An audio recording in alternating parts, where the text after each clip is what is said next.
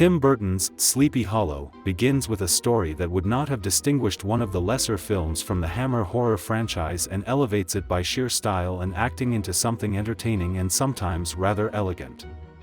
It is one thing to see a frightened lawyer being taken for a ride in a carriage by a driver who has lost his head along the way. It is another to see the carriage bouncing down roads that have been modeled on paintings from the Hudson River School. This is the best-looking horror film since Coppola's Bram Stoker's Dracula. It is not, however, titled Washington Irving's Sleepy Hollow, perhaps because the story has been altered out of all recognition from the Irving classic. Perhaps not. No power on earth could persuade me to reread the original and find out.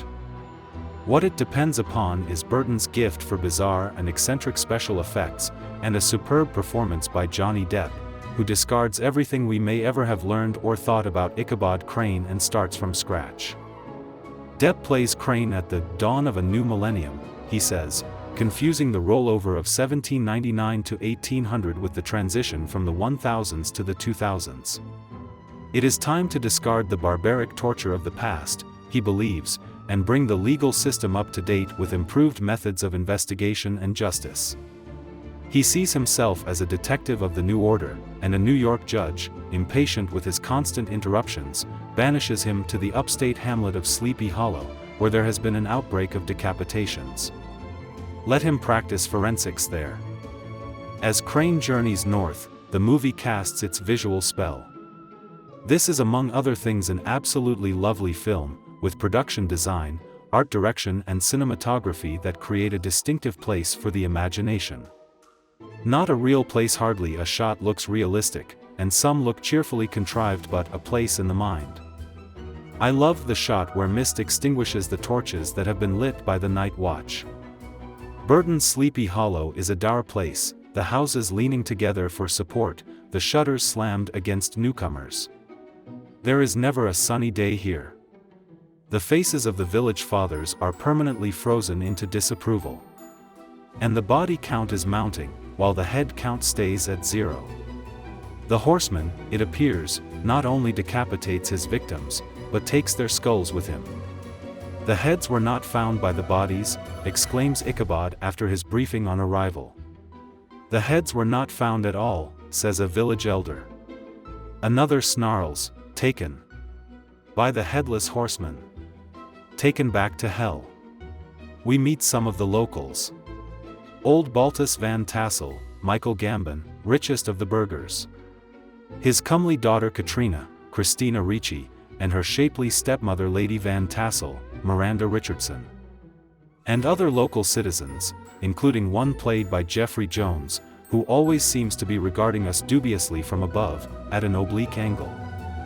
The magistrate, Richard Griffiths, seems to know a good deal, at one point whispering to Crane that there are 4 graves but 5 victims. Crane dismisses it all as a case of superstition. He comes equipped with cases full of bizarre instruments of his own invention, including a set of eyepieces that make him look like the optometrist from hell.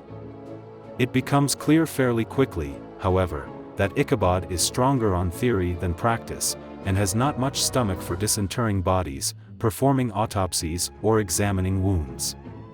One head was cut off and the wound cauterized, he exclaims, looking a little sick to his stomach. The locals explain that the horseman's sword was forged in the fires below. Johnny Depp is an actor able to disappear into characters, never more readily than in one of Burton's films. Together they created Edward Scissorhands and Ed Wood, and now here is an Ichabod Crane who is all posture and carefully learned mannerism, attitude, and fastidiousness. It's as if the horseman gallops ahead in a traditional horror film, and Depp and Burton gallop right behind him in a satire. There's a lot of gore, the movie deserves its R rating, but it's not mean gore, if you know what I mean. It's gore dictated by the sad fate of the headless horseman. The ending is perhaps too traditional.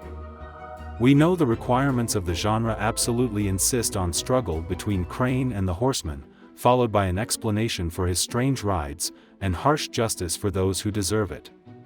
Burton at least does not linger over these episodes, or exploit them. He's too much in love with his moody setup to ruin the fun with final overkill.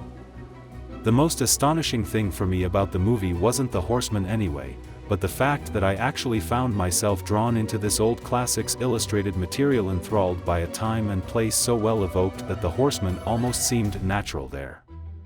Note: no power on earth could drag from me the identity of the unbilled actor who plays the horseman when he has a head. But you will agree he is the only logical choice.